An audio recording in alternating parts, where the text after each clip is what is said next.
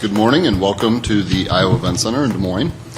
As Dallas mentioned, I'm Jonathan Cook, Executive Sous Chef here.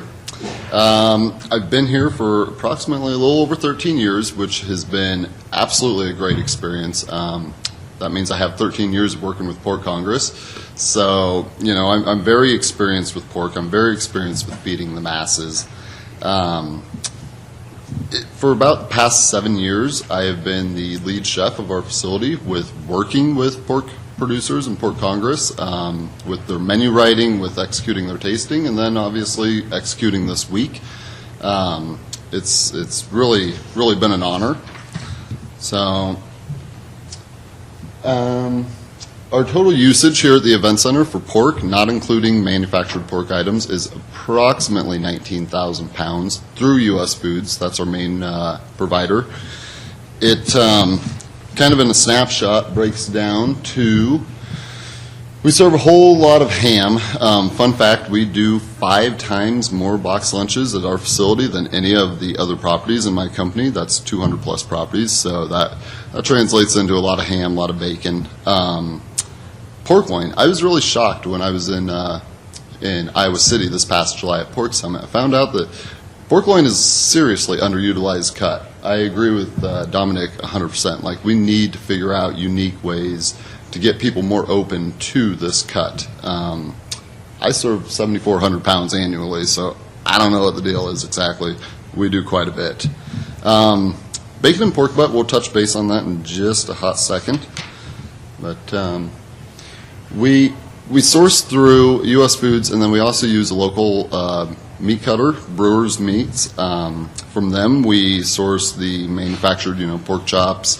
We do the genuine pork tenderloins quite often, and then also, like Dominic mentioned, we are in Iowa, which allows us to use the pork loin for the pork tenderloin sandwich. Just absolutely amazing. We sell about 3,400 a year, roughly, over at one of our stands across the street at Wells Fargo Arena. So it does quite good for us. So. Back to the whole bacon thing. I purchased about 2,300 pounds of bacon, quite a bit of bacon over the year. But in a couple weeks, we're going to do about 7,000 pounds of bacon for Bacon Fest, which we look forward to annually. It's a good time. The entire facility pretty much is going to smell like bacon. I'll be able to slip and slide all around my kitchen. It's just absolutely great. So really looking forward to that. It's right around the corner for us. So pork on the menu. It's it's understanding our clients' needs. In Iowa, I feel, we get a lot of national clients and stuff, and they come here and they want to know, or they want to experience Iowa for what it is. In Iowa, we're known for pork, we're known for corn. So for me, it comes quite natural for pork to be on my menu.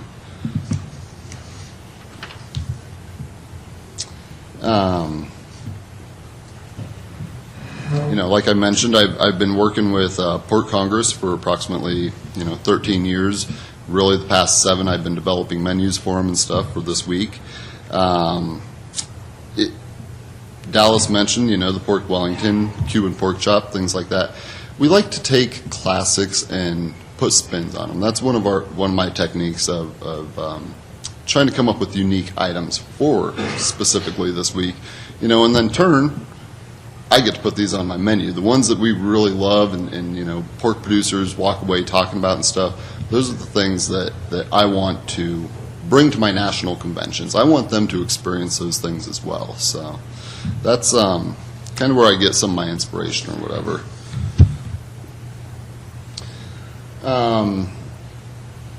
Kind of mentioned, that we're a lot of different things to a lot of different people.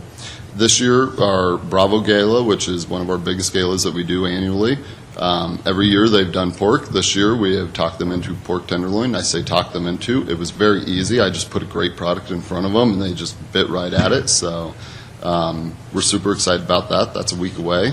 So a lot of pork tenderloin to go there. Opportunities with pork. I feel we're very fortunate. We have Graziano Brothers right down the road. back to Dominic and utilizing sausage, I agree. We need to get more people utilizing sausage. You know, it's a great way to utilize the entire hog, turn it into sausage, things like that. And then also we have La Quercia right down the road. So this picture here, it's a Cuban pork chop, a little spin on a regular pork chop, little Swiss cheese, pickles, and crispy prosciutto on it, La Quercia prosciutto. So, you know, we really like to work with other local companies and getting their product out there and helping us, you know, with our menus. You know, we love being able to say that we're using local. It's a very trending thing. Other opportunities that we have, we just added a couple AutoSham combi ovens to our kitchen. So I, for myself, this next year, I'm hoping that my 3,400 pounds of pork butt usage goes up with having the capabilities now of smoking my own and stuff. So we're going to be making a big push on that. So, and then pork challenges. Feeding the masses, you know, I always have challenges with, I said the word trend. Gluten-free, man, what a trend. And some people it truly is, you know, vegetarian, vegan, it's a trending thing. And then also people that can't eat pork for whatever reason kind of gets me as an Iowa boy or whatever, but it is definitely a challenge that I face. So we definitely have to prepare other meals in those situations or whatnot, but it's something that we're definitely okay with doing to accommodate everybody. I would say the other challenge is like getting people to understand. You know, I think pork in the past year, maybe 2 years, has done a really great job with the push of 145 degrees or whatever. I remember the first time that I cooked pork chop for my mom, and it was a little pink, and she was like, "Oh my God, I can't eat this." And I'm like, "No, really, you should try it. It's pretty darn good." So I truly see that as one of the biggest challenges, getting them to understand proper cooking. And then, you know, Dominic nailed it. Like, you go home, what do you eat for pork? You eat a pork chop. You know, people are scared to go home and try braising something, or, you know, a long cook time on something. It's a challenge that I think we need to get the general public more open to. You know, I mean, the price point on pork is just absolutely amazing. You know, like Dominic said, you know, $25 for a porterhouse steak is pretty ridiculous when I can have a wonderful chop or shoulder or something like that. You know.